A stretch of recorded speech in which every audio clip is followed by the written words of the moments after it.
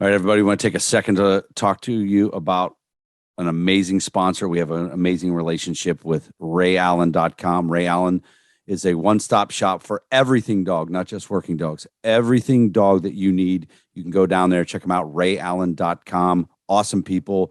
They got everything you need.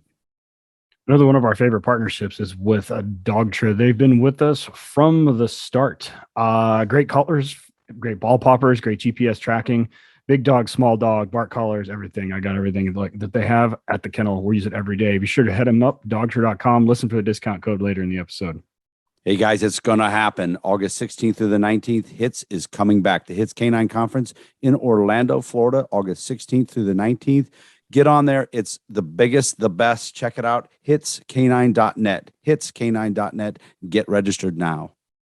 Take the guesswork out of making sure you're feeding your working dog correctly by using Kinetic Dog Food.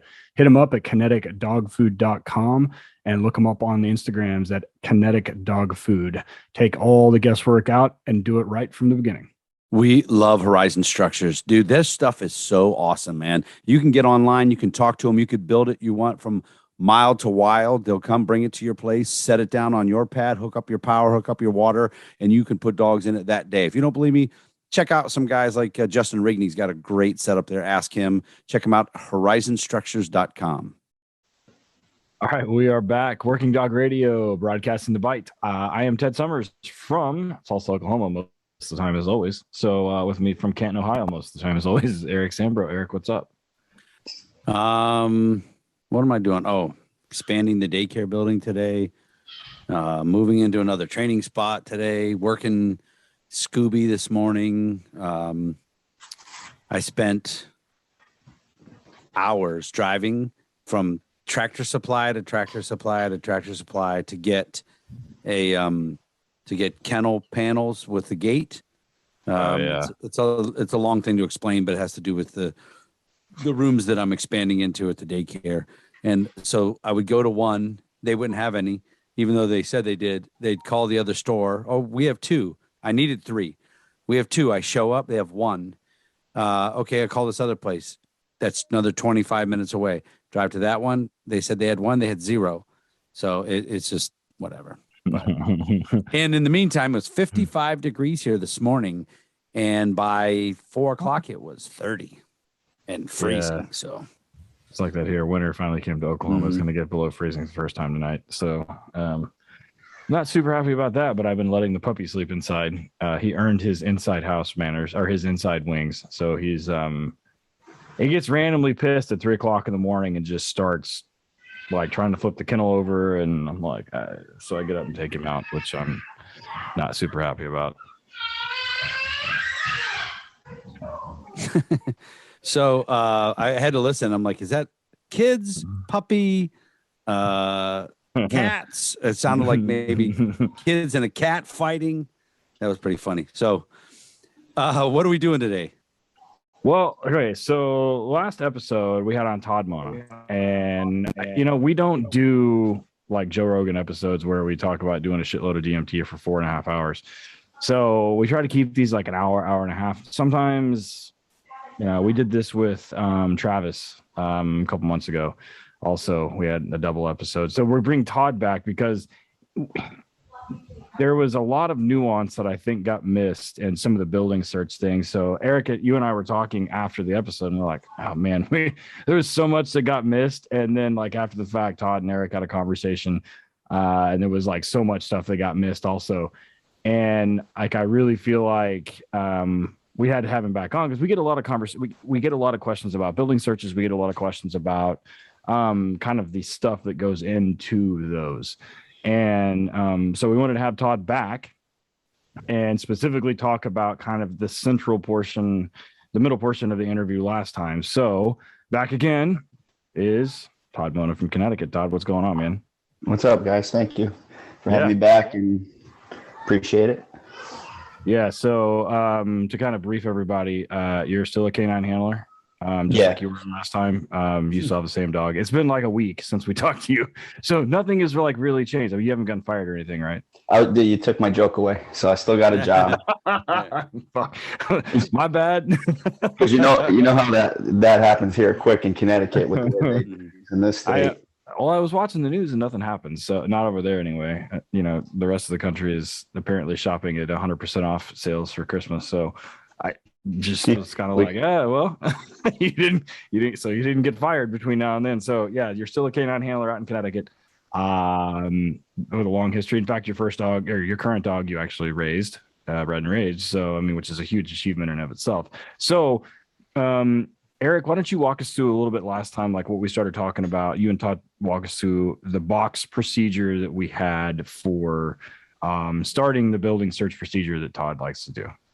Yeah. So we started, if you guys go back to listen to the first episode, we talked about kind of the basics of where it begins, which is very similar to the way that I was doing it when I had the boxes, like when I still worked at the department.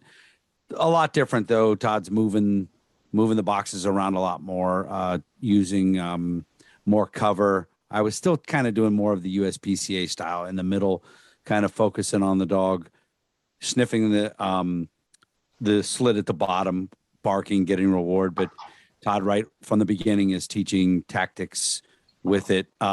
We ended up spending so much time on that, we barely even got into the building aspects of when we move into the building. And one of the things that Todd and I were talking about is, and we definitely agree on this, is we try to do as many different buildings as we can with the dogs, new buildings, new locations. However, throwing the dog into the deep end, right, from a brand new building that he's never seen. I mean, there's probably a little bit of value to that every once in a while, but we're not trying to break dogs. So I talked to Todd, and we're going to start there. So Todd, say tomorrow is your training day. You guys have a brand new building, and you got 10 dogs going. Nobody's ever been there. What's the beginning of that look like? So the typical way I like to do it, any new building that we haven't been in, or maybe it's a building we've been in once, but it's a large building, so we're not running the same exercise as we did at the last in-service. We're going to choose a new hiding spot, a new area to where we're going to, have a nice creative bite and so forth, or the find, I should say. When we do that, what I'd like to do is I like to bring in each dog real quick, just for like 2 minutes. Just let each dog walk around, do their thing, let them investigate on their own. And we kind of just monitor each dog as they're making their way through. And is there any behavioral changes in the floor? They gravitating towards the wall, all the little things that may come to light if the dog is uncomfortable with a certain setting. Okay. Because what a lot of guys tend to do is they'll walk in there and be like, if they're a good group and they got some solid training, they're going to go put the decoy in the deepest, darkest, tiniest little crawl space bite and stuff somebody in there with a bite suit on and a helmet. And it's, it's all good. It's creative. It's hard. It's real life. I get that. I love it. But it's a, crawl, walk, run, sprint thing, in my opinion, when it comes to building searches. So what we'll do is once we do the walkthrough and the dog's doing fine, shows no issues in where we're going to do the find or the bite, just pay him with the ball or just walk out, depending on how old the dog is and where he's at in his career. A lot of times I've seen videos that guys have sent me, and even sometimes by accident from guys in my own group that just didn't realize. They'll just give a dog a ball walking into a building, and that's actually a big no-no. They think that it's going to be a way to help the dog have a positive association with the building and everything's going to be good in there. And sometimes what you end up doing is you end up rewarding a dog for a bad behavior. So you get that gravitation up towards the wall, or, he gets a little herky-jerky on some gymnasium floors, the shiny wood floors, and he's got a ball in his mouth, or he was given a ball at that time to try to get him over that hump. And obviously, we know that you're rewarding that behavior, that behavior we're not desiring at what he's doing. So my thing is, if there is an issue with a dog, we address it then and there with food, and that dog will have a different scenario than the other dogs, as long as everybody else's dog is looking pretty good. So food is my answer to starting to get a positive association with a floor, getting over these dogs with certain environmental issues before you go into the actual building search. What I'd like to do, if we have enough time, I had some decoys available. We have a couple of guys that always come out, and we'll just do an environmental fun bite where we're going to do the actual building search, find and bite. So if you do your proper decoy work and you know, maybe works on some of Justin Rigney's power biting, or, you know, you're doing all your stuff that is communicating to the dog that, like, hey, that was a good bite you just had. You drove that guy to the ground, you drove him back in the corner, had a nice power lift off and barked the decoy out of the room, and you won the room, and then paid him with a tug or a ball. Now your dog actually seen something in that building. He's like, yeah, this is my ground. You know, I kick some ass in here. So when you bring him in for the building search, which is a lot more complex and a lot more steps involved, they've already come out a winner. You know, it's kind of like their home base already. So those little things make or break the dogs. And unfortunately, I mentioned it on the last episode, I get a lot of calls from guys that are like, hey, my dog's regressing on the building search, or he's not hunting that well, or hey, his bites diminish on building searches, I could tie him out, he's better. And it's like, okay, well, yeah, it's the environment, or it's the, you know, the communication process in that building search bite scenario portion of it. So that's kind of how I do it for the most part. Just quick example. We had a dog that wasn't a big fan of the cast iron bathtubs, slippery, jumped in there, kind of was a little freaked out, jumped out. You know, instead of paying him and playing with the ball, you just had to go back to food. If you try, he was a wicked strong dog. He's still one of the strongest dogs I've probably taken a bite from. He's still working today, but he'd let the ball go out and he'd like check his feet, and then he'd come right back and take the ball, or your hand, because he's that crazy for the ball. So I didn't think he would have that issue. And you learn something every day, even though you've been doing it for quite a while. And it was like, nope, put the ball away, go get food. And Joe went and grabbed hot dogs from 7-Eleven, and he fed that dog in that cast iron bathtub, and any bathtub he could find. And that dog will go in the bathtub like there's no other today. In fact, he will, at his house, he will jump in the bathtub when he's like, you know, you're hungry, time to eat. He just will run to it. So bathtubs are no longer an issue, and they're gone. So it's a nice, positive association he has with them now, just because you took the time to work on the environmental before having to go put some pressure on him with the man and do an actual bite there. I wonder if you could translate that to kids, like little kids that hate the bath. Listen, get in there, dude. Here's some pizza. Here's some chicken nuggets, and see if dinner's in the tub tonight, guys. You bring up an interesting point, you know, and it's one of those things. To me, building searches have always been about, I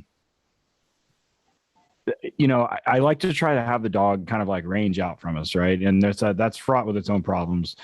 But I always find it easier to get them to come back to me eventually than it is to get them to go away from me. And I think Eric will kind of like chime in here in a second about one of his dogs that used to like look for a dog and find somebody and then kind of turn around and look at him and be like, hey, you coming down here or what?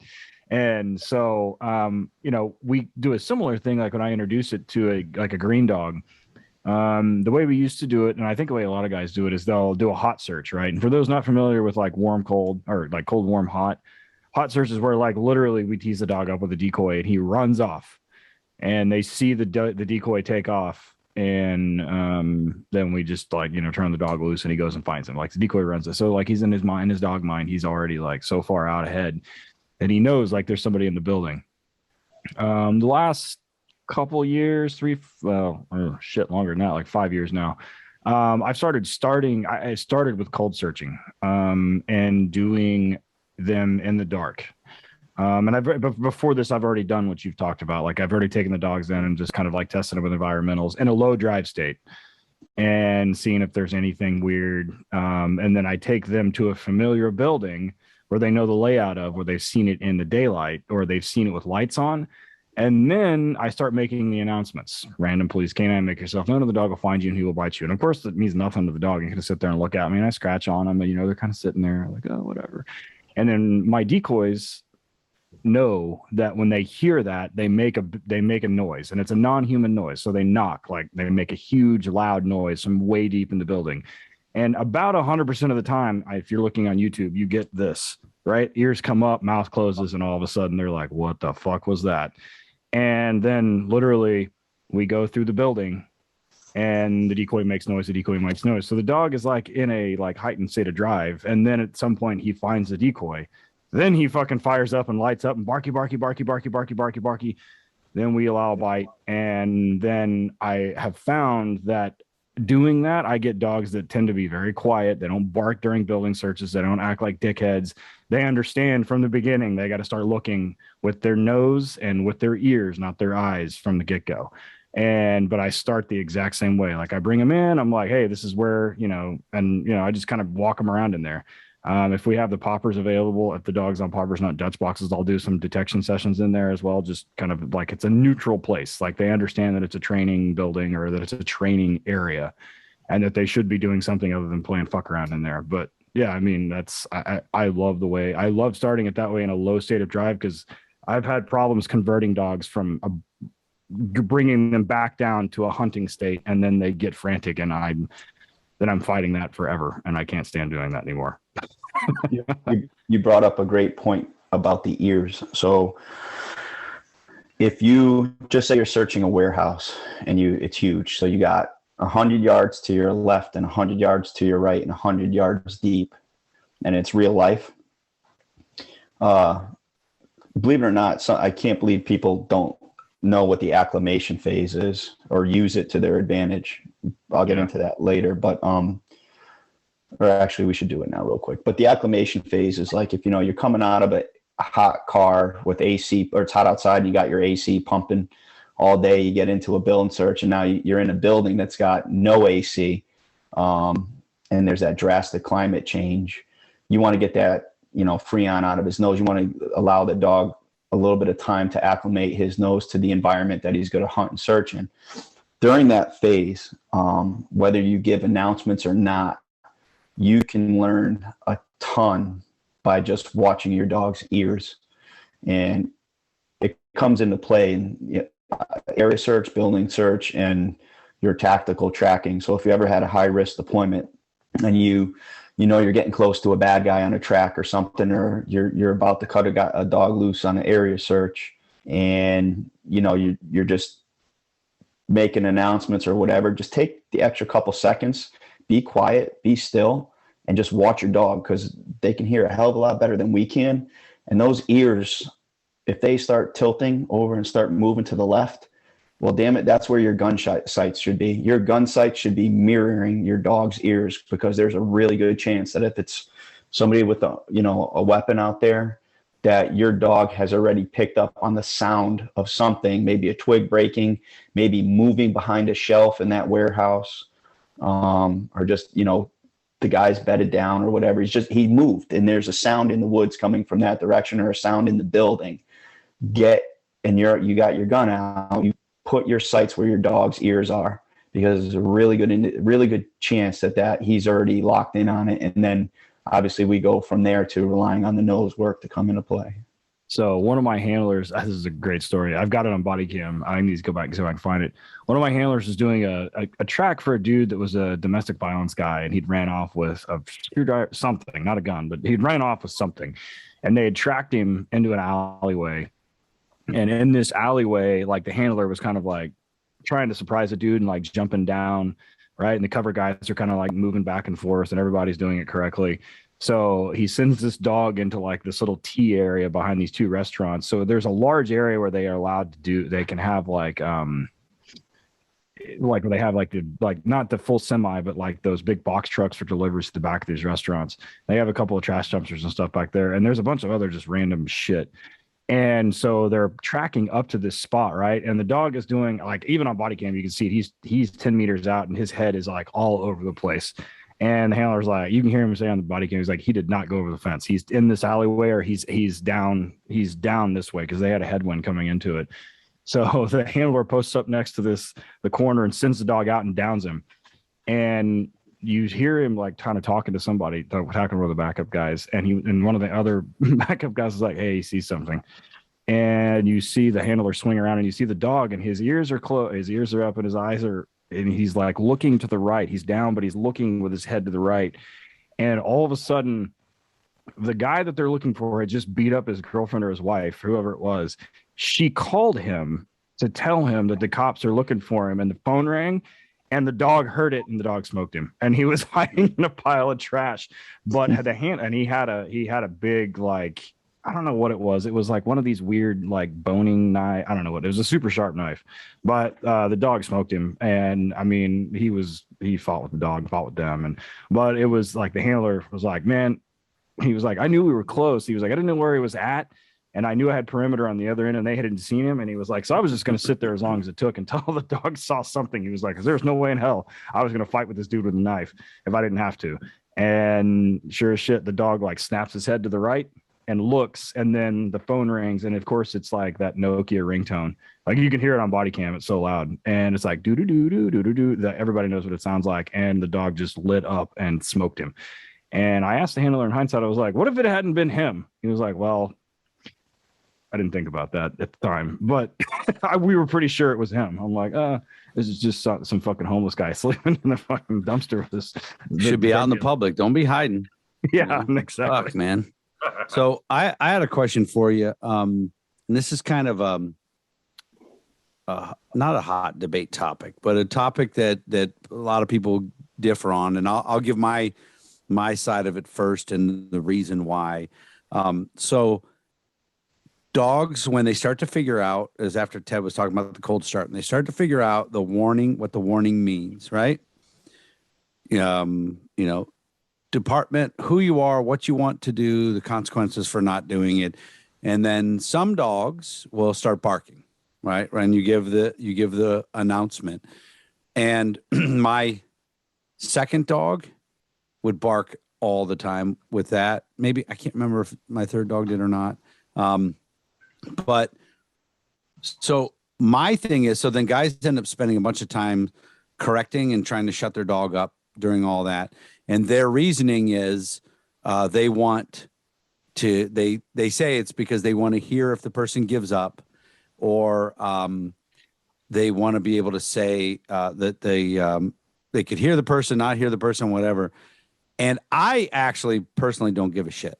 I don't care if a dog barks or doesn't bark when you give the warning. And the reason being is the dog's barking is going to be picked up on your camera, your partner's cameras, everybody's cameras there. It's juries, judges, IA, everybody. That's what they're listening to. Everybody. That's what they're listening to. So when the guy says, I didn't know there was a dog there, bullshit.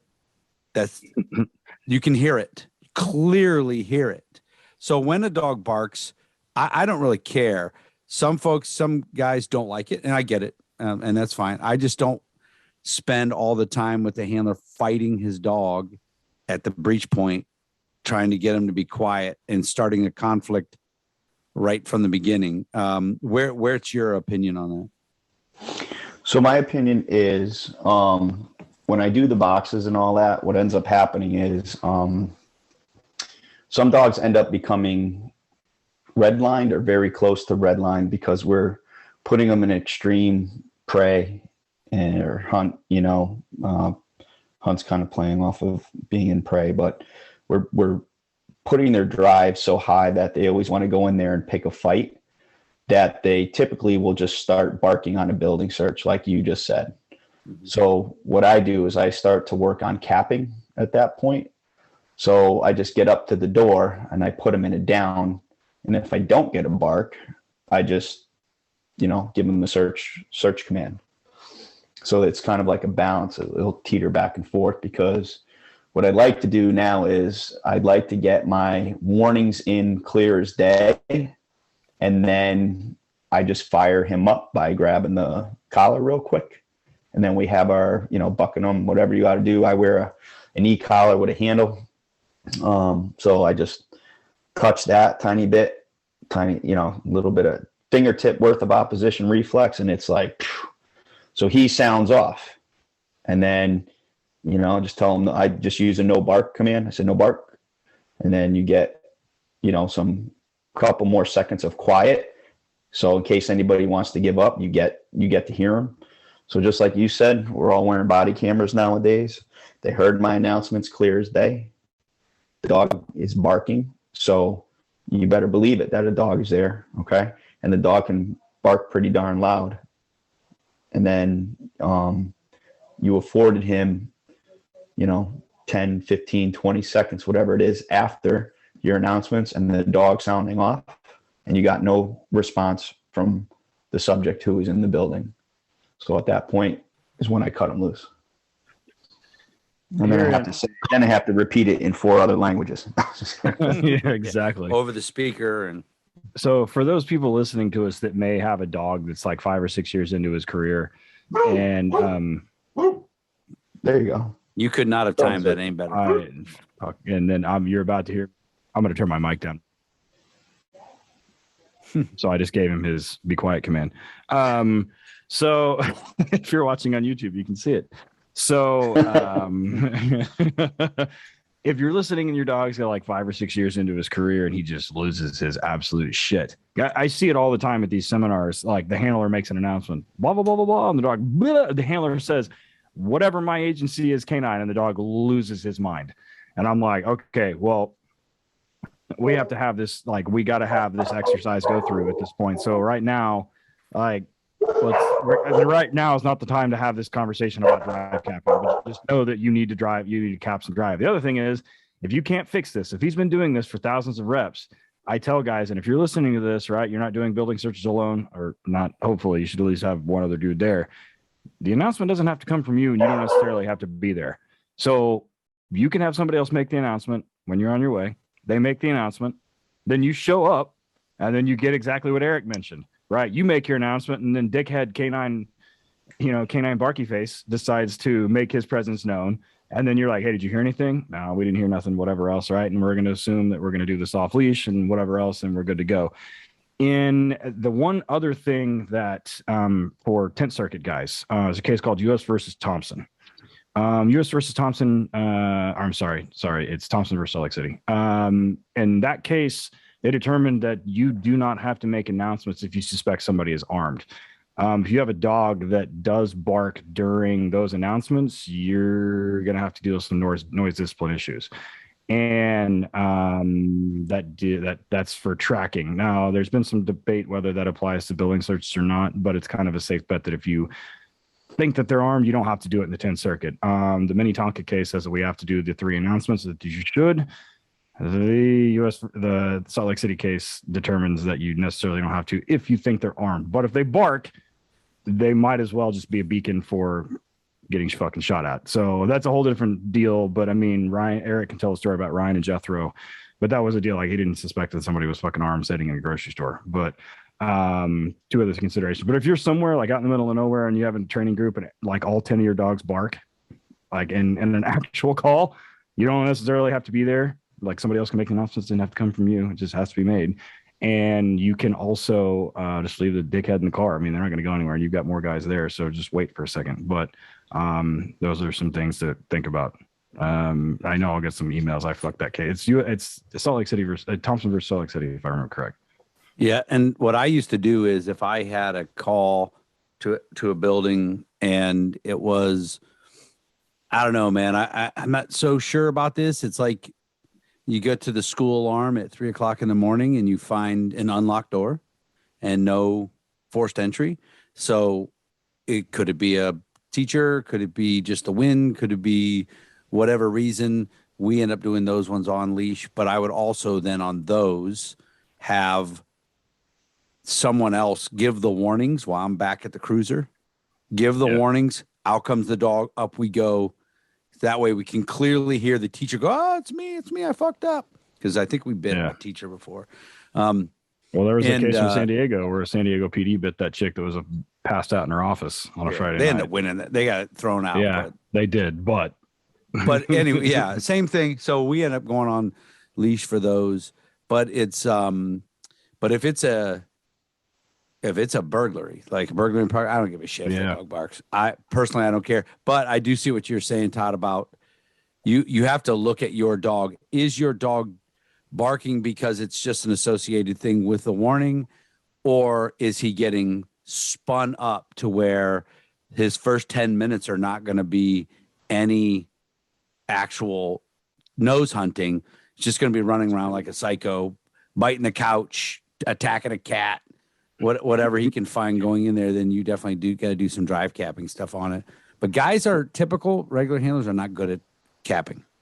Well, here's the other thing too during the acclimation phase. So like I said, I got quite a few bites on building searches, and the smaller the building, the more you'll recognize it. But if you're in the right spot of a larger building and the dog has the odor right from the get-go, I tell this to everybody, that shit all goes out the window, because your dog gets repetition after repetition after repetition at training of somebody being in there in a suit and this, that, and the other thing. Or if you don't use a suit, so we do a lot of just alerts where we'll come up and pay them just because I don't want an equipment association. But here's the thing. If you have a true bad guy, somebody who smells different, is different than what that dog is used to, that dog, for me, this has been, and for 2 dogs, so I'm pretty sure it's dogs, police dogs in general, if I had to guess, is that if they catch that odor on a real call, they shut the fuck up on their own, because they are investigating it and their wheels are turning in their head, and they're like, this is outside the norm. I like what I'm smelling here, because they're probably smelling some fear scent going on. That dude's probably like, oh shit. I gotta hide. I gotta get. And that's why I go back to your dog's ears, because the ears go, if they can hear it, and then you watch the nose, the nostrils start to, flare, and the head rises a little bit, and before you know it, the dog starts creeping. And you're like, oh, I got to put this dog back in place. But that's the truth, is that your dog is like, there's something here. And it's not really, it's not stagnant odor. It's fresh bleeding odor. And that's a good sign for handlers to be aware of, is that watch your dog during an acclimation phase of bringing him to the building and just downing him behind cover, of course, and just letting his nose get acclimated to the environment. Plus, and I'm sure we all have done it. There are handlers that are it's a hot call, like you got there quick, and the guy's locked in a house, we think, or a church, say, that he broke into or something like that. We run up, get everything. We got our perimeter, run right in, blah, blah, blah, blah, blah. And let that stink a little bit. Let that build in there. Take your time. If you've got a perimeter, I mean, if you're a place that has 2 dudes working, you're behind the 8 ball to begin with. But if you've got exits covered, if you got corners watched, take your time, get your dog out, do the acclimation if you can.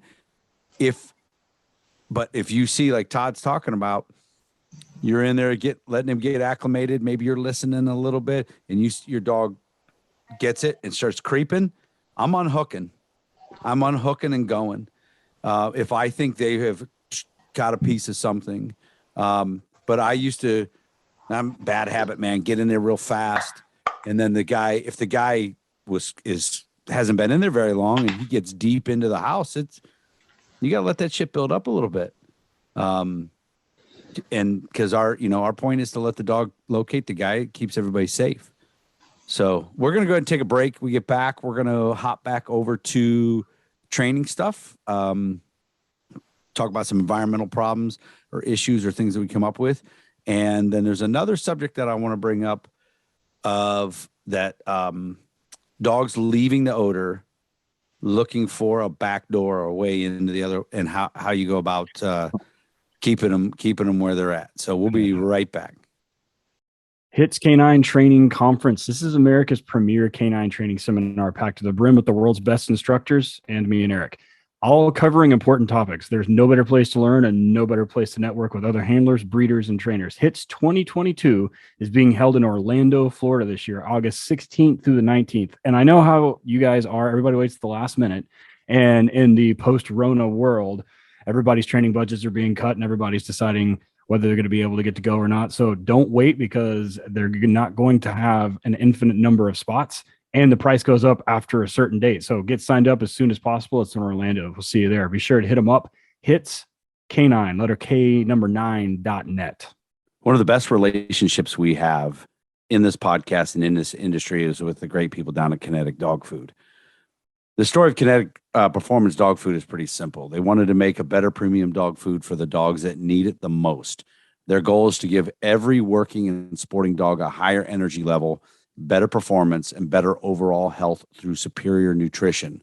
So they formulated a line of food based on what they considered to be the optimal profile of a performance dog. They've done tons of research on this. This isn't their first rodeo. These guys know what they're doing. If you're a kennel, they will come to your kennel. They will see the problems that you have. They will check out what works for the dogs that you have.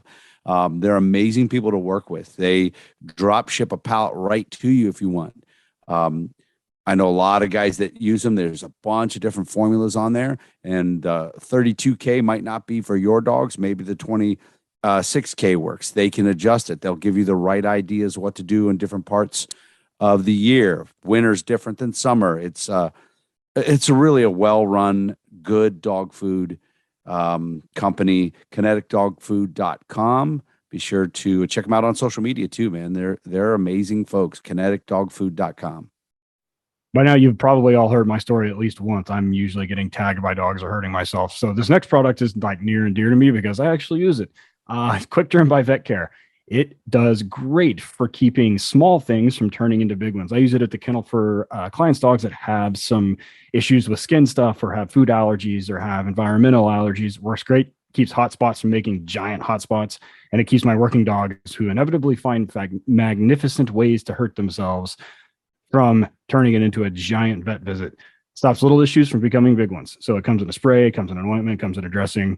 It's great for creating a protective barrier and promoting wound healing. You really only have to use it like once a day. So there's no reason not to have it in the vehicle.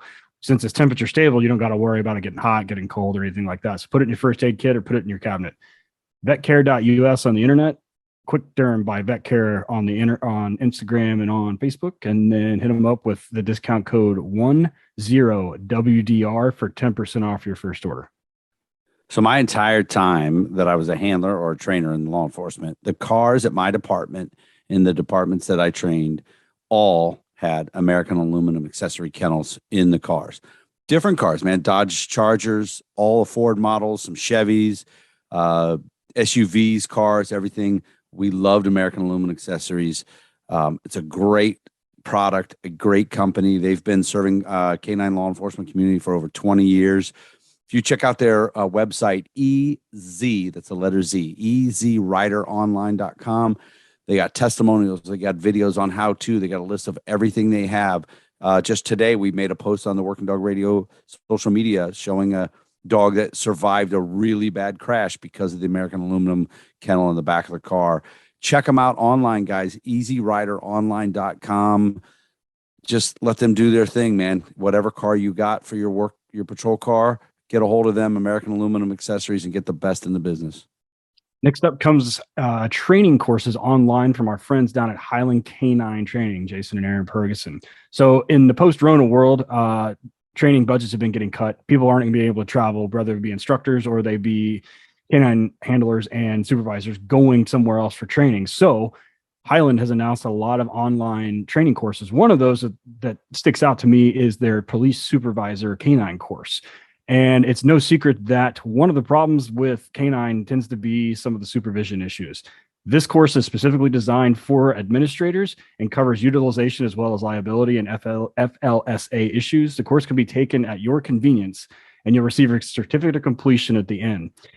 When you go to Tactical Police K9 Training, that's letter K number 9, training.com, and use the discount code WDR30, you'll get 30% off of that course. All right, everybody, Working Dog Radio, we are back broadcasting the bite. with part 2 of Todd Mona, talking all things building searches. So we're talking about actual deployments, but I want to back up to the training part of it. So where do you find, we'll talk about the training part, but all that, we've talked before, you had lots of building apprehensions, bites and buildings. I had a bunch, mostly still, I think most of my bites were outside, but I had some in a commercial building. When you're finding people, where are you finding them usually? Where are the bites happening? It's been all over, because the building always dictates, commercial, I should say residential burglaries. You will find them in the craziest of spots. And then commercial buildings, I had one, it was behind a closed door, and the dog actually hit the handle and pushed its way through, the ones that you push down. So he alerted at first, and I'm like, oh, we got it. We knew it was a burglary in progress. I'm like, it's down the hall. It sounded like it was in the basement, but he ended up pushing through. That was a boiler room.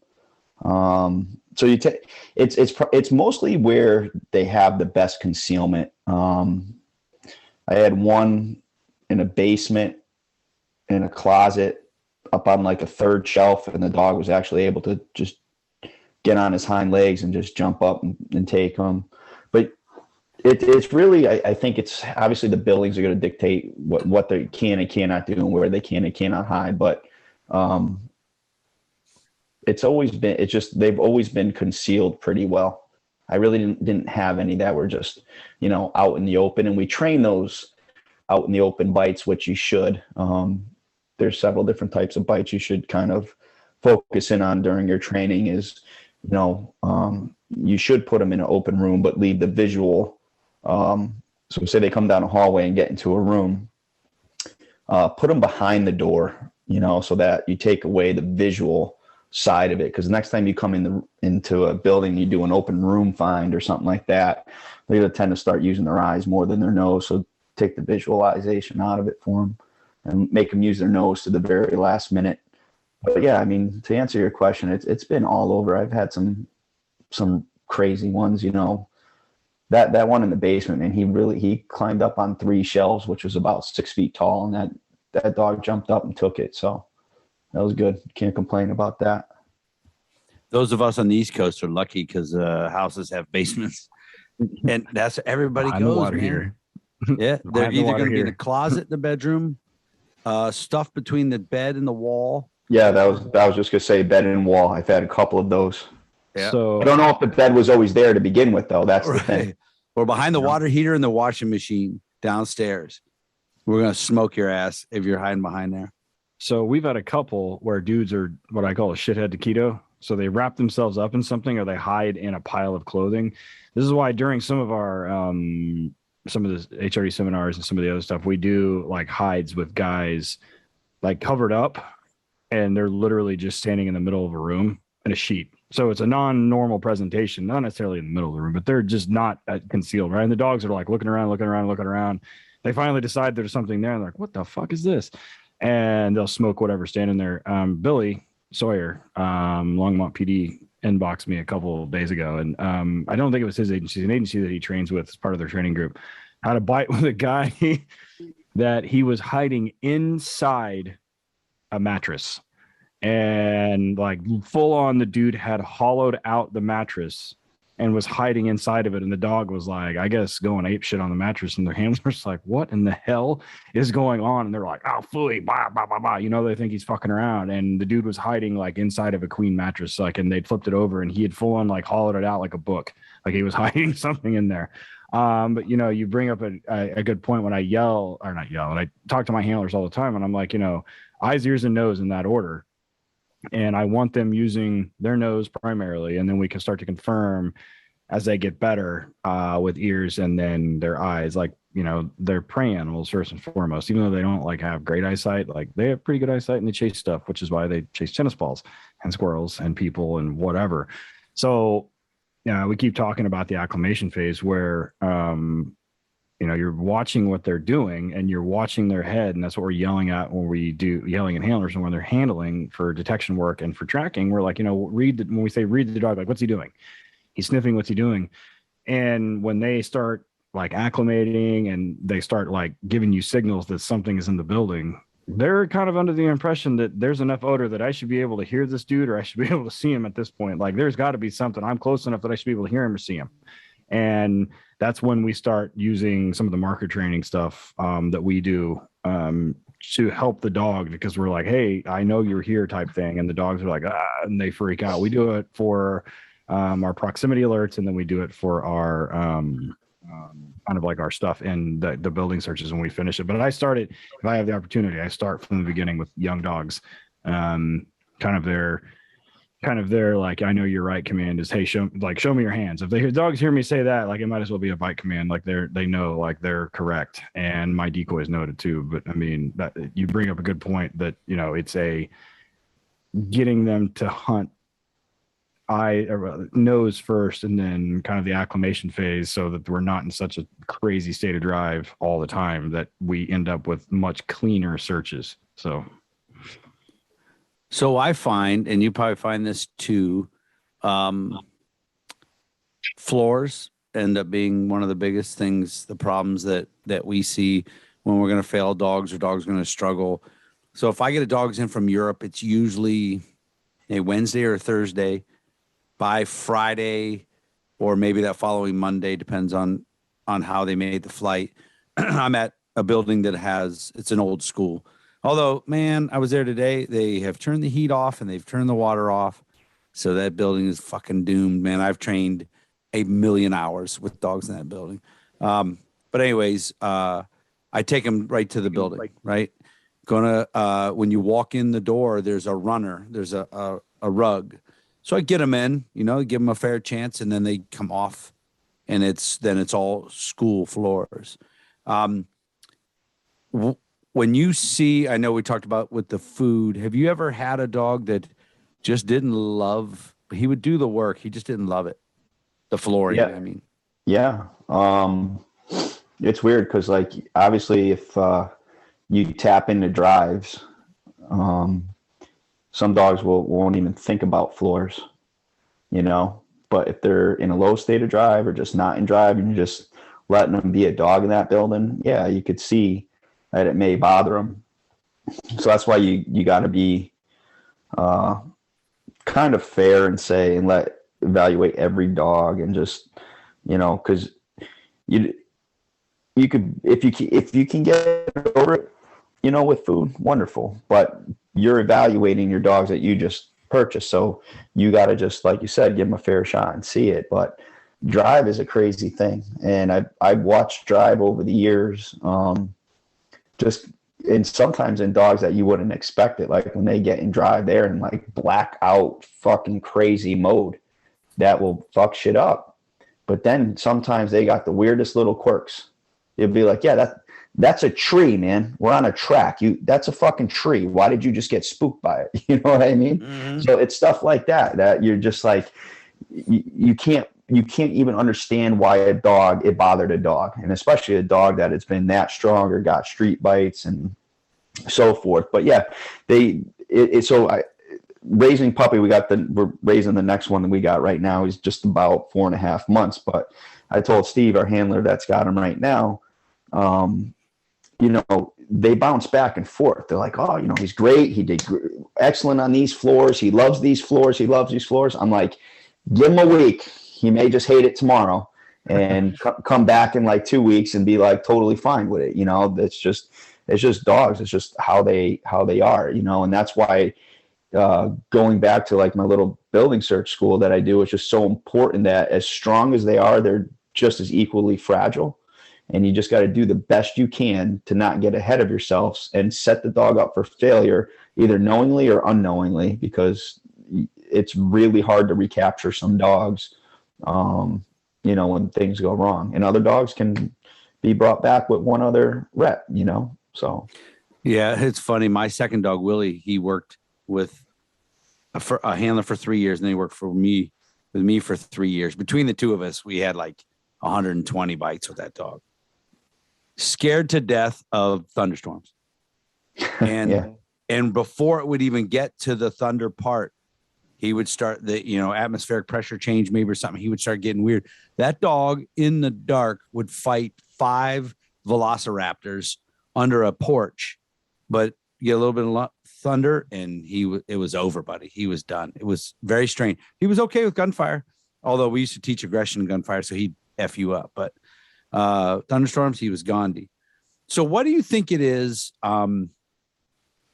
about like the old school floors, that kind of industrial tile? What is it that gets dogs all thrown off? Is it light reflection off the floor? Or because you'll see dogs in those same thing will be on a tile floor, an old kind of school hallway, and then they go into a slick ass concrete floor and they're fine.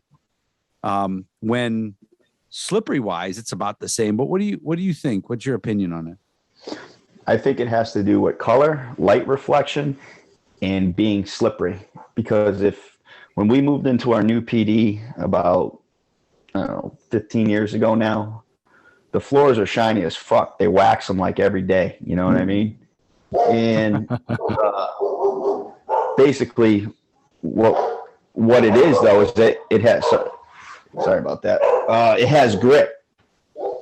So here's a floor that is shinier than those school floors because those aren't being polished anymore, and they're filthy with the bottom of our boots and all the dog training. But it's the combination of the light, the slipperiness, and color. So like I said, ours has grip, but it's twice as shiny, and it's fine. All the dogs are fine. So I don't have my e-collar on me, so I can't correct.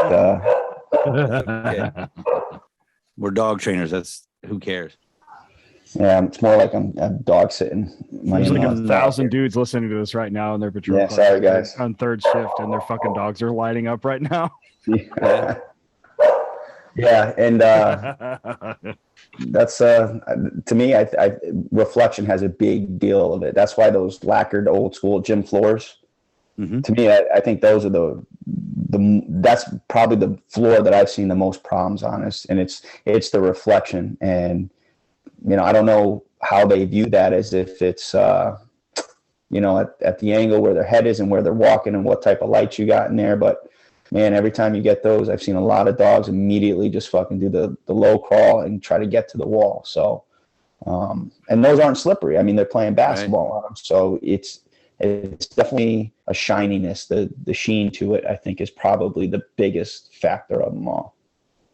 But train that, because if you know if that's the hardest thing that we're going to come across in terms of floor surfaces, train it correctly, and start it slow. Do it with food, and then when you notice your dog is running on it to get to food, then you could start tossing a ball on it, and he should be holding on to that ball or tug and not letting it slip out his teeth because he looks down at his feet and then he comes back for the tug and ball because he had some uncertainty there for a minute. So those little things like that, if guys are trying to train and get their dogs over these surface issues or flooring issues, if they're slipping off the ball and slipping off a tug to recheck themselves, you should put the ball and tug away and go back to food, because you're probably just getting nowhere with that. I think you're onto something, because I used to have access to a building here that had that old school, like, same type of flooring, but it had it was like right? But it had been remodeled. They didn't do the floor, but there was like a huge kitchen. I mean, like a huge kitchen. And about 6 feet up all the way around inside of this room was stainless steel. So like the entire room was like basically a mirror almost, right? Like not like a mirror, but like it was like real refractive.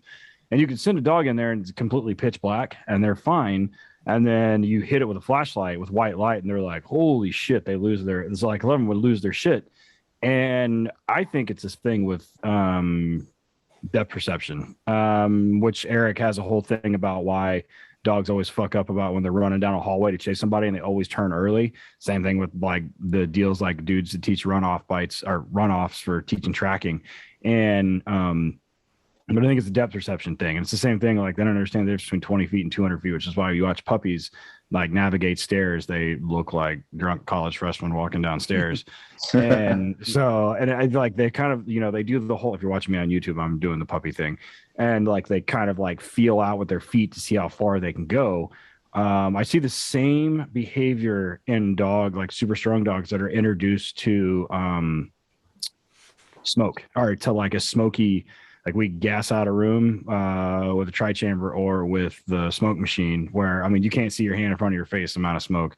And they do the same thing. They treat it like a wall. And then they look for a wall, right, to hug. And then until they can realize that they can hunt in that, like in that fucking swamp.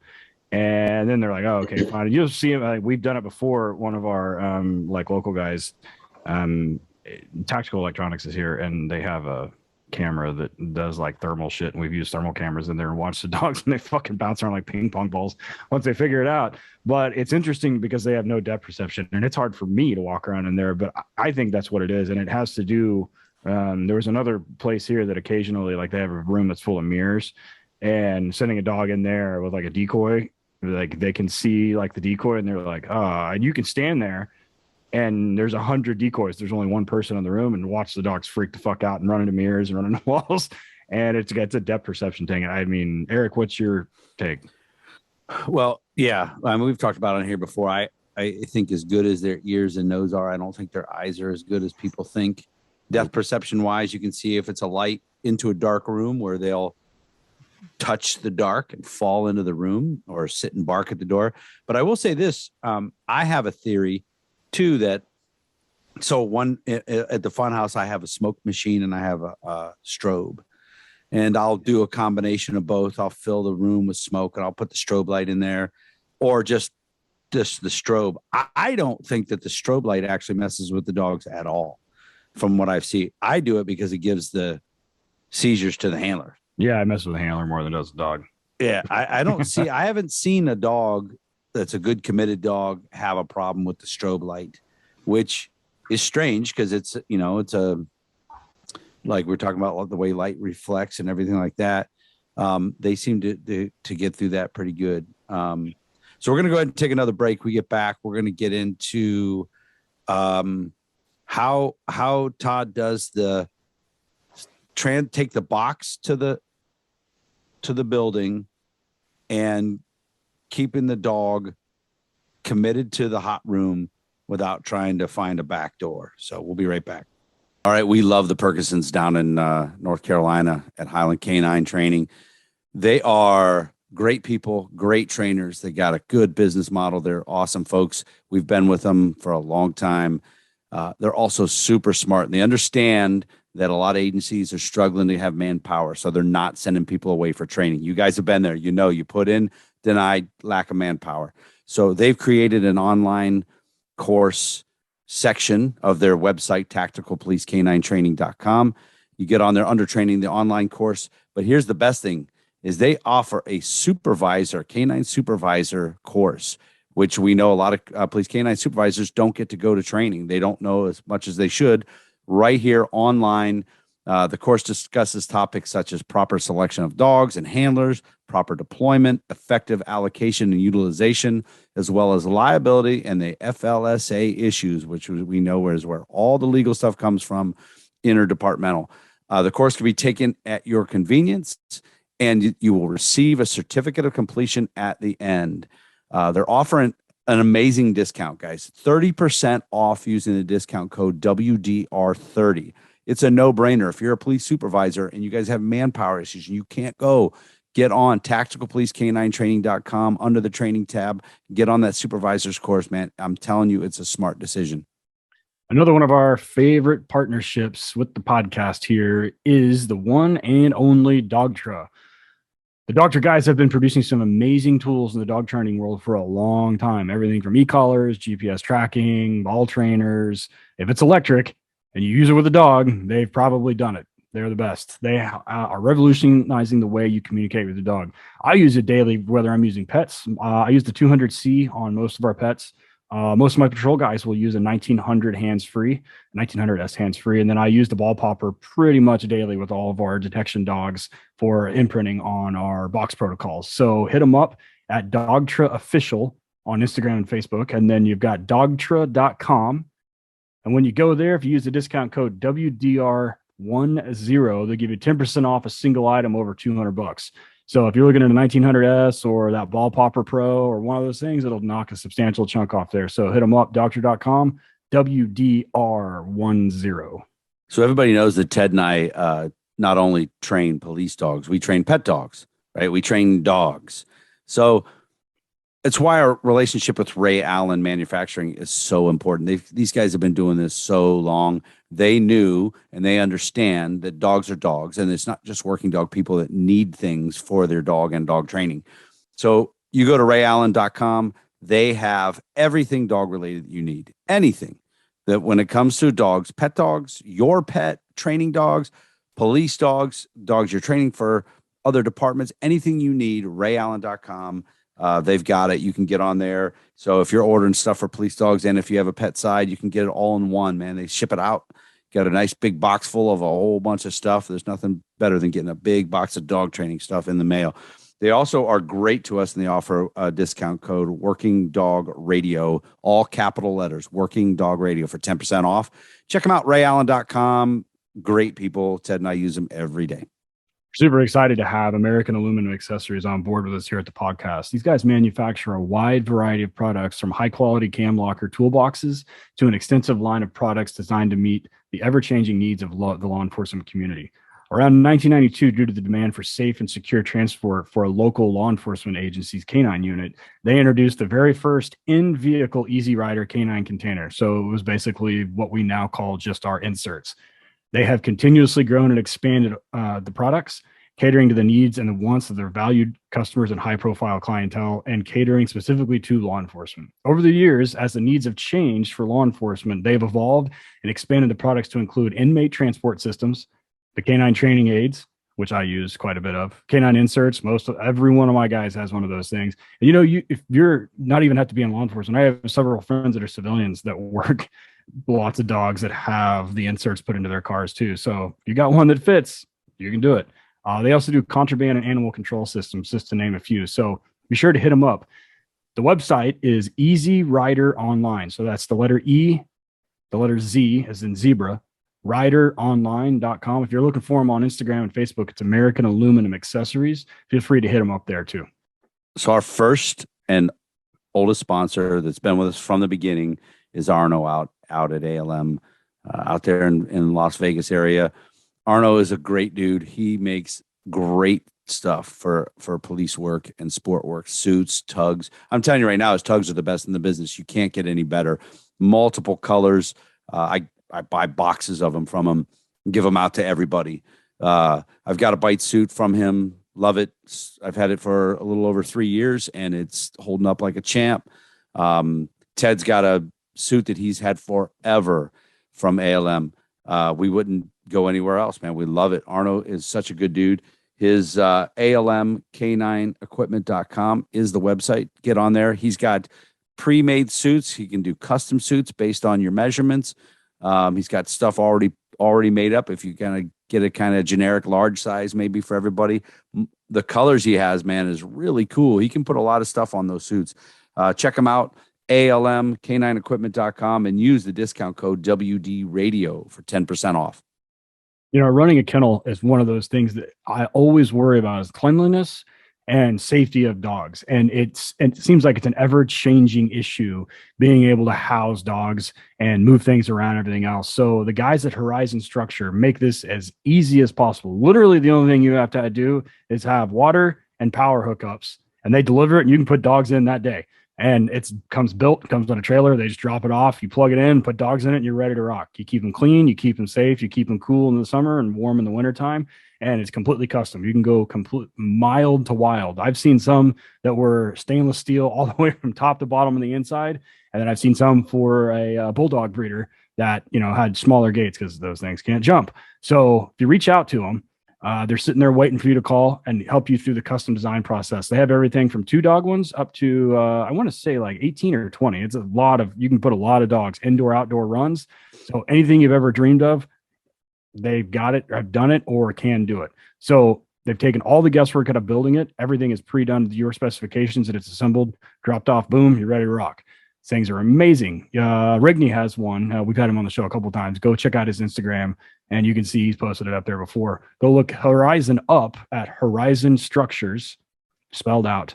On the internet, it's horizonstructures.com, and you're going to look for the link in there that says commercial dog kennels, or give them a call, 888-447-4337. They'd love to talk to you and get you started on the way.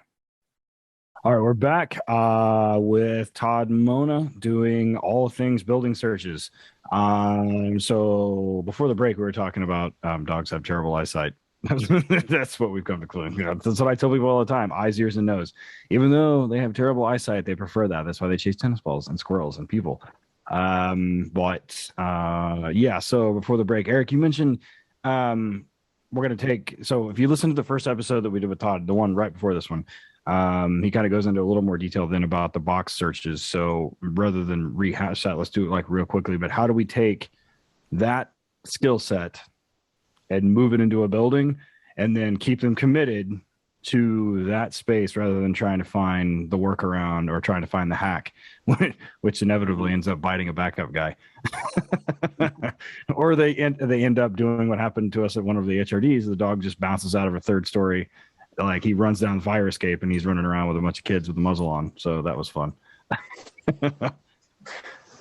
Yeah. So like, the theory with the boxes is, you use it for narcotics, you use it for explosives, right? So, and then we proof it, we start pulling on them and they bang, go right back to the box. Like their nose is a magnet. You know what I mean?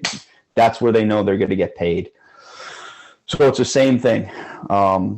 The USPCA style boxes, or if you make boxes of yourself or whatever, if you're ghetto like us and you use Sandy cans for a while because that's all you had,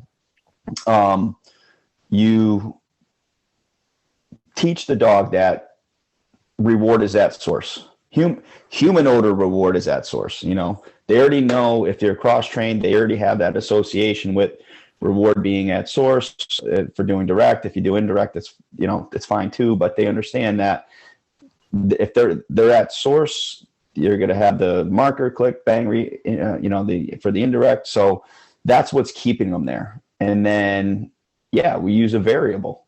You start with 1 bark, bang, paid at source. 2 barks, bang, paid at source. 5, 10, 15, 20. If they're doing it on long line and you start doing what you do on narcotics where you proof it and you start pulling them and they're still sitting there trying to get at the box and they're digging their feet into the dirt and they're trying to drag you back to the box, then bang, they get paid. So they realize that we keep odor at source, or we keep their reward at source. So during a building, they typically don't leave. It's just that in the same token, I guess, it's not necessarily a bad thing in the real world. If they can find access a different way to the bad guy, hopefully you can kind of train that in a tiny bit as well. But for the most part, it's just as simple as keeping them there at the box. And if you keep their human odor reward system consistent with their cross-trained reward system at source, you're just going to have a very clear, communication to the dog as to what you need and want from them. So if you're working on them barking at the door, what is your reward? It depends at what stage we're at and what we're doing. But I mean, I do everything from, I really don't use a sleeve. We use hidden sleeves. We use bites, suits, hidden bite suits. And when we're trying to get away from equipment, if I feel like we've done a little bit too much equipment, we just pay them from behind, bang them with a tug at source, muzzle, same thing, just like that. When you are rewarding with, say, a tug at the door for bark, and it's human odor, and the dog knows because they've been, rewarded. The way I do it, when I'm going to reward that, I will do it two ways. One, where I'll have the decoy's got the door propped just a little bit, foot blocking it, and then the barking, boom, he pops the door, dog comes in and barks. And then I'll have it where the handler actually pops the door for the dog. I kind of mix it up with that. But if you're rewarding with the tug, do you have the handlers immediately start tugging? Or if the dog gets the tug, spits, and goes back to the door, do you have an issue with that? How do you do with that? No, we don't have an issue with it. None of the dogs we've had an issue with it. I think I'd like to think it's because we switch it up so much that they're just clear. We do some things where you might pay them with like a tug on like an outer door. So like say there's a room within a room. So you tell the decoy, hey, you're going to be in the main room for 15 seconds, run around, blow real quick underneath the door, and then go into the closet. So once the dog gets that, outer door, maybe I'll have the decoy pay him with the tug, just like a narcotics fine. You pay him from behind, smash it against the door. He's all happy. Out him, open the door, send him back in, and then he gets the next door. He's got several others to choose from. Bark, bark, bark.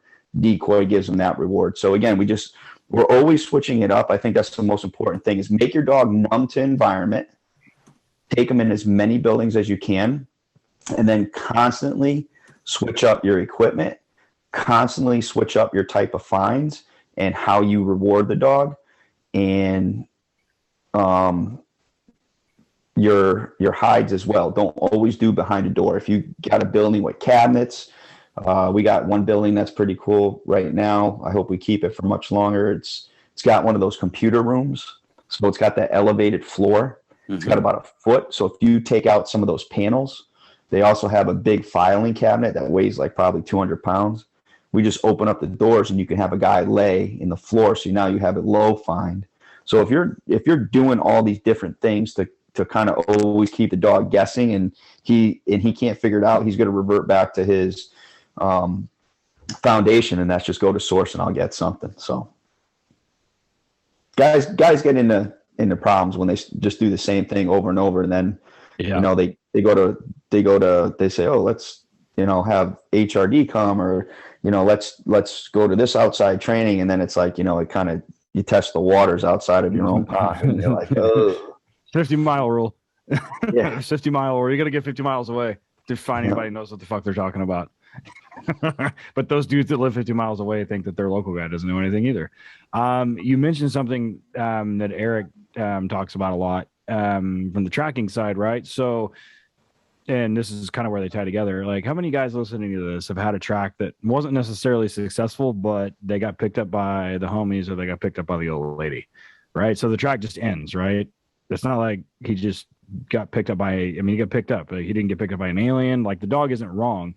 And we've talked about it a couple of times, like Jack Sholey. And then we talked about it a couple of times where people are known to get, and I've got several verified times where our guys have tracked, and then they track and the track just like dies. There's nothing there, right? And it's not that the dog is wrong. He's not wrong. I mean, he did what he was supposed to, but they got picked up by the homeboys, or they got picked up by the girlfriend, something. And so a lot of times, and the DOJ has said that, Eric knows the stat, like how many, it's that dogs are only successful like 27% of the time or something. No, I was told 11% of tracks are successful. Whether that's finding evidence, I don't know who fucking. I don't know what. Well, and there's never been any. I've looked for that study and I can't find it. I don't think it was the DOJ. I think it was a bunch of cops at a seminar said this some shit. Oh, okay, well, but so now, if you think about it, we're talking about urban. And legends. There was beer involved too. So right, yeah, we're talking about fucking urban legends. But with cell phones and cars, that's got to be pretty close. Right. So, and one thing that our guys do, that I make my guys do, is I'll do a blank with odor. So I'll have somebody sit in there without an equipment on, right? And I'll have them, if it's hot as shit, even better. And they'll sit in there for half an hour. We'll pull the decoy out. I'll have them crawl out a window or something. I'll send the dog in. I won't tell the handler.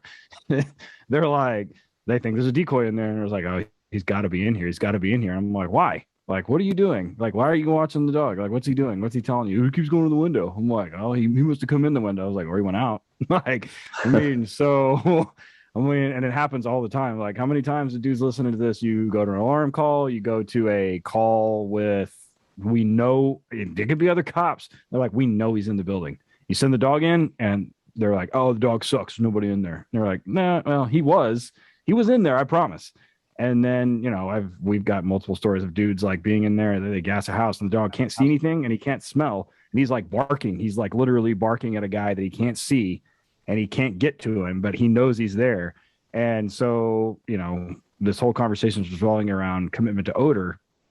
And one of my favorite exercises is doing similar to what you just mentioned, Todd, where I'll send a guy in, the dog goes in and finds him. We get the barky, right? Barky, barky, barky.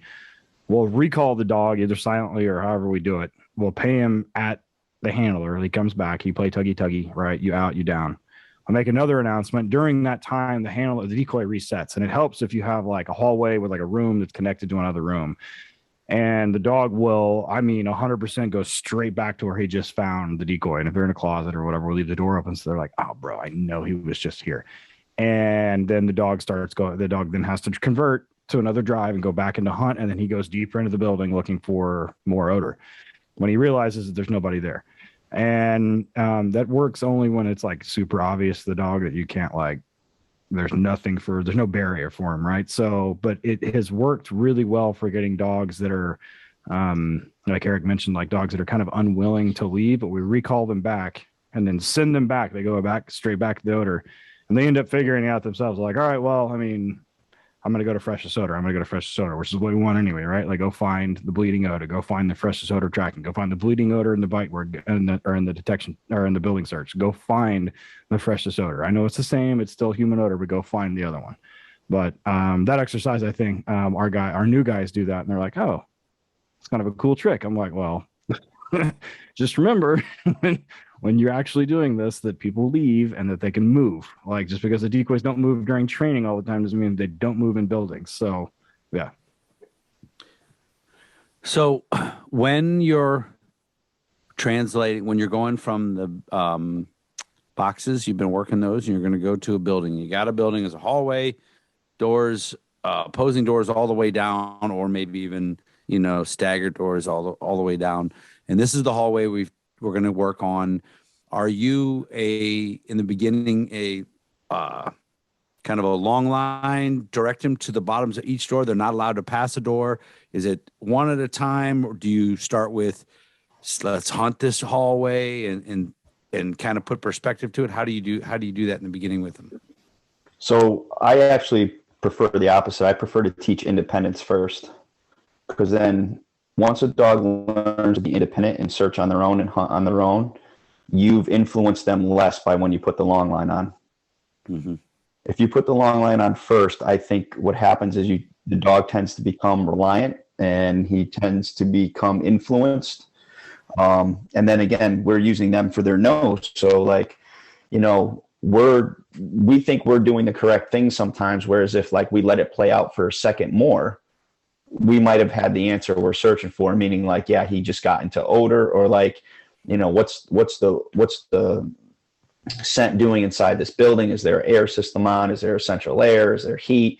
So rather than me try to influence him or get him to commit to a certain thing, I like the dog to be independent, because, again, when I do the boxes, you run with a 6-foot leash at first, and then, you run with a 6-foot leash at first, and then you go to a longer line and let them hit a couple boxes, and then you can shed it and move up, and you can put tactics into that. But that's pretty much the recipe, and it's hot start, warm start, cold start. When I get into the buildings, I actually go based on size. So the first building search that I'll do coming off the boxes is a 4-door 2-bedroom apartment in the projects. So you have 1 bedroom, 2 bedroom, closet, which you can't really stick anybody in because the shelves come all the way to the door. It's so tiny. And then a bathroom. And they're all right next to one another. It's almost like, you know, it's almost like an L shape. Mm-hmm. Okay. So the dog only has to go past the living room and kitchen. And then what the most important thing, in my opinion, is being correct. So he's teaching you from the boxes now that he had 4 options and that he's choosing the correct door. So it's like, yes, we can move on now because you're proofed inside a real building that you're locating source. So from there, I start to step the size of the building out, and we can start adding more doors. So typically when a lot of guys, I see a lot of guys in a lot of agencies, when they do their building search, they're starting that way first in like a smaller place with a couple of doors. But what ends up happening is they end up alerting, and the handler and sometimes a trainer is not even certain as to what door the dog is really alerting on, because he's got 4 choices, and yet the dog could sit his ass down and literally nose door 1, nose door 2, nose door 3, and nose door 4. That's how close we are, right? I want that dog to tell me that it's door number 2, because that's where the decoy is. So from there, once your dog is accurate, independent and accurate, then move forward and start expanding the search in terms of size and doors. But source is the only thing that I need to be concerned with. Source at first, because we're talking about the initial stages, going from boxes to building. It's funny because you say that, because my at the fun house I used fences, wooden fence, and put feet on the bottom, and I built movable walls. And when I'm teaching a dog in the brand new hot start, warm start, or whatever, I can turn this one wall and take it from a section that has 10 or 12 rooms to 3 rooms or 4. And there's nowhere for them to go but to work these few doors. And I like it. I have a lot of success. Then I can open that door up and then close another wall, and that adds like 2 or 3 more doors, but there's nowhere else for them to go except concentrate on these doors. And it works out pretty well. It's one of the cheapest things I did. I just went to Home Depot and bought sections of wooden fence and built some feet on them, and worked out really well. And I don't know how to build shit, dude. Nothing. So I was pretty happy with that. Rest in peace, your inbox for pictures of those. Yeah, right. Yeah. Everybody's going to want to see it. There's videos. I'm telling you, like, when this episode airs, just fucking put it on your story and just be done with it and be like, this is what I'm talking about. Yeah. God forbid, every time I show a video of my dogs in the boxes, my bite development box, what are the dimensions of that? I'm like, I don't fucking know. 30 inches off the ground. Yeah. That's the magic number. High, right here. 30 inches. I stand, it's right here. Yeah. So, one last question from me. And when it comes to training, what's your ratio for problems that are just for the dog, problems that are for the dog and handler, or problems that are just for the handler? And what I mean, like, just for the dog would be where the handler is not hiding or anything, or not behind anything, but he's going to work that back pressure on the door, or things that are just specifically for the dog. What kind of a ratio do you usually do? In 2006 when I started, or 2021 where we're at today? Let's do now. I know let's do now. All right. Well, I'm going to be honest. I feel like a lot of more problems come from the handlers now than ever before. And that's going to vary depending on where you are in the country. We're kind of, I think I mentioned it last time, but we're in a very tough political climate here in Connecticut in terms of the police accountability bill and all that. And I think a lot of guys are second guessing themselves and, trying to do everything they can to do things right. But it's screwing up their tactics, and it's screwing up the dog.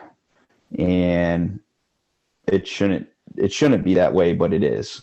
And on the flip side to that coin, I feel like today's dogs are so much better than what that was around for the pool of dogs when I started. The drives are just way more intense. Their genetics have just gotten stronger and stronger, and I think that influences the handler to try to be more hands-on because they have a super high drive dog. So that's another problem. And it's really important just to match up the right dog to the handler's personality. So I think personally there's more handler issues than dog issues. I mean, of course it's a hard question to answer, but if I had to give my opinion, that's what it is. Yeah, we're doing HRD. I don't know, Ted, what do you think? A few of the beginning scenarios are just for the dog, and we tell the handler, don't fuck this up. This is just for the dog. Then we have the big scenarios are all for the handler. Well, I gotta see what the fucking problem is. I'm like, if the dog sucks or if the handler's like trying to, there's a multitude of issues there, and it can be like, oh, I know the dog sucks and I'm trying to help him, or I don't know the dog sucks and I'm trying to help him anyway, or there's another issue where like the dog's a rock star and the handler's a dipshit, or not a dipshit, but he's just like, he just doesn't know any better. He's like, oh, I was told to do this, and they're doing stuff that they were doing in week 1 of their handler school, and the dog's 4 years old. I'm like, hey, what are you doing? And I'm like, why are you doing that? And they're like, oh, well, I'm like, dude, he's like, no, we're so far past that right now. Like, the dog doesn't need your fucking help. Don't worry about it. But I mean, we do something that's like, this is straight up for the dog. We do something for the handler. And we tell them, like, if it's for the dog, like, I just need you to let go of the leash. Like, don't say anything. Definitely don't say good boy if you can't see him. A lot of guys, and this comes from like back in 06 and earlier, when they go to maintenance training, they don't believe it's for them. And this is a mistake. Yeah. They believe it's for the dog and the dog only. And they don't want scenarios where you're going to test them. They don't want it. They don't want to do it. When we were at Albany, we had these 2 older guys that was the end of the last day. And I'm like, where have you guys been? Like, we haven't everybody's been through here twice. We've done 2 scenarios. Where have you been? They were out, doing something easy. And then when we did the scenario, the one guy, he just didn't care what the scenario was. He just sent the dog and walked down through the middle and didn't check nothing. And he paid a price for it and was so pissed because he's like, this is dog training. This is not, you're not here to train me. I'm like, I guarantee you what you just did is what you do on the road. Oh, no, I don't. Okay. All right. That was a fun conversation to watch. I just told him, I said, I know everything I need to know about you, dude. And I turned around and walked away. But anyways, that was, and that's my question there's a balance where sometimes at training, you do have to do it for the dog. But I think guys get into that habit of not doing anything for the handler. Yeah, I'm pretty fortunate. I have some good guys and girls in my group, they listen, they pay attention. And I think for the most part, they all took the job for the right reasons. So that being said, they put forth a good effort, and, we never try to, screw each other by like making things easy. In fact, you can go ask any of the guys in my group. They'll tell you, they'll be like, oh God, it's 10 o'clock and we got 2 tracks to do, 10 o'clock at night. We've been working since 3. And they're like, yeah, we got 2 to do, man. So, it ends up being, we put in more than 8 some days, and it's because the guys want to be there and the girls want to be there. And, we know it's our asses on the line, and you can't, like I said last episode, you can't fake dog training. So you might as well get it in correct, and to make it to the best, grow your capabilities to the best they could be, and don't shortchange yourself.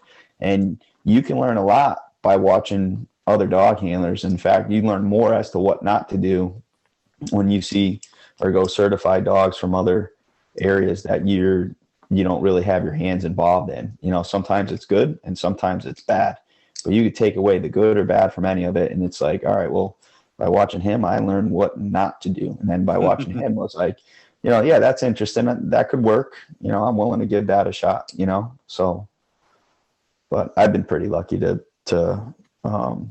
and then the key to dog training is, of course, you surround yourself by people who know more than you and have been through more than you, so you can get better. That's the only way you're going to get better, because if you just in the same group of 5, 6, 7, 8 guys all the time and don't jump into another group's training or go outside the group, you're limited as to what your group's capabilities are. You really are.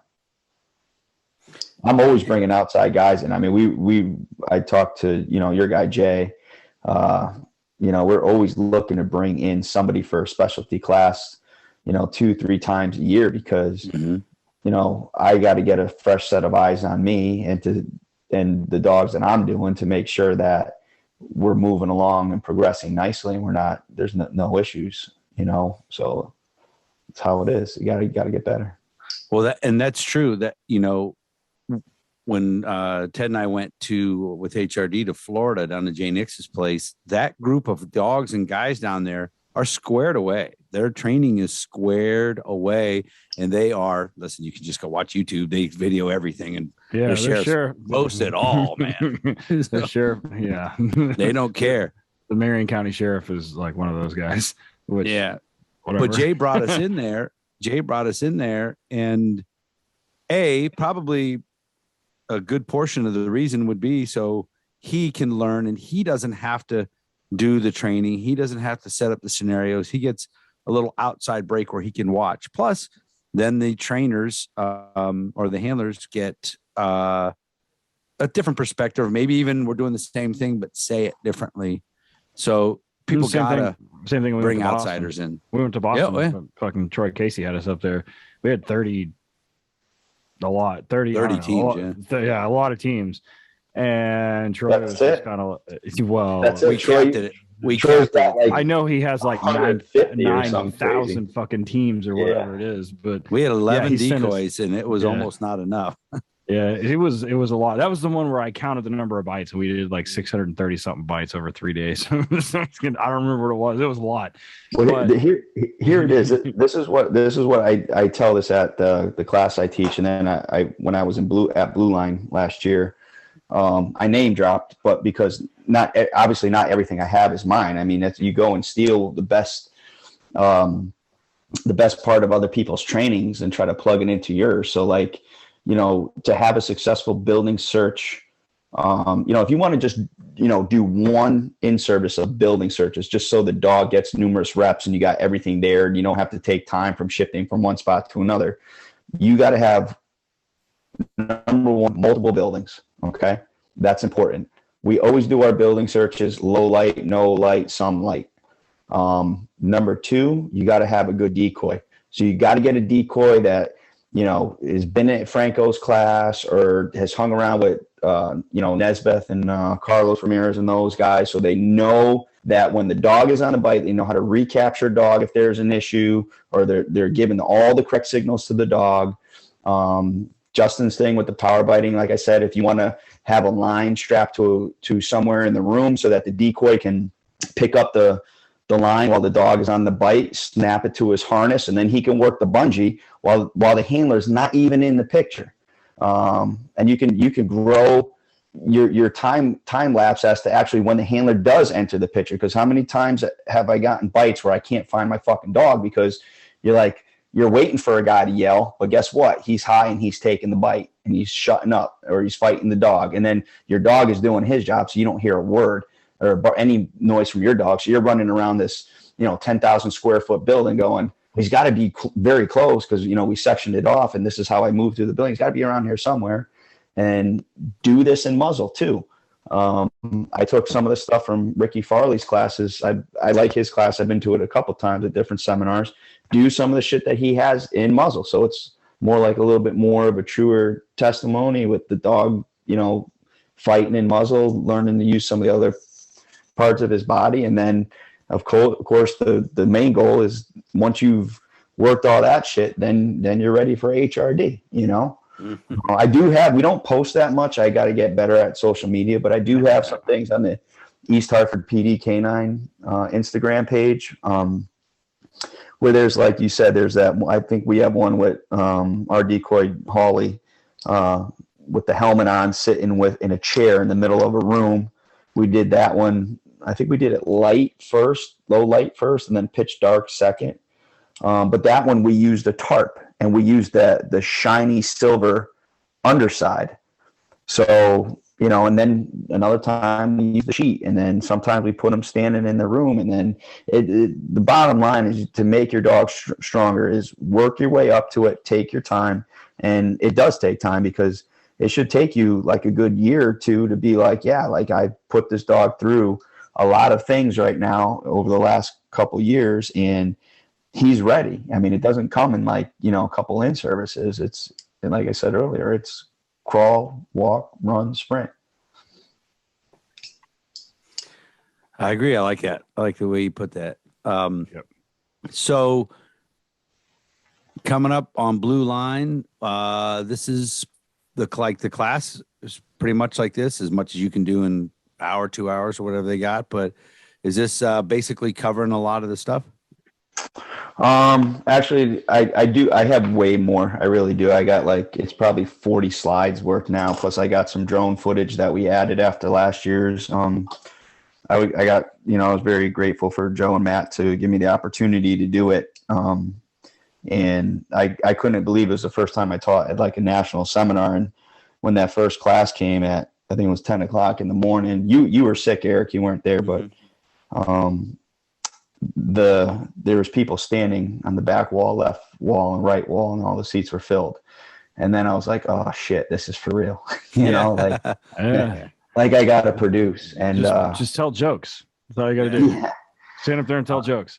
Yeah. The first year that we taught at Blue Line, they gave us a 52, 55 person room, and we had like 110 people. And, so they were packed in there. It was like a Turkish steam bath in there. Yeah. And it's funny though, because listen, like Troy Casey sitting in the front row, he was sitting in the middle. There was guys that fucking pressure with me, other guys, a who's who were in there. And so, it does give you, it can be nerve wracking, but it gives you a good feeling that somebody's listening to you. Somebody's paying attention. Right. Somebody knows that there's a gap. Now, granted, we have the podcast as a bunch of those people just wanted to see how stupid we actually are. And we proved it. We just said some dumbass shit, of course. True story. It was 10 in the morning. I probably said the C word 3 times during my presentation. So I learned to change that up a little bit. But so, yeah, man, I like to see it. Hopefully this year we are not teaching at the same time, because I like to come and sit in and learn some stuff and see the drone footage and all that. I'm sure Matt and Joe listen to this. Don't put us at the same time. Don't do it. So, because that's the thing. We like to try to, we have a booth, usually, and we like to meet a lot of people, but I like to sneak off into classes, man, and get in and learn some stuff from like Rigney or Ted Doss or you or a lot of other guys, man. I'm going to try to be as much of a student as I can this time, since I missed last year.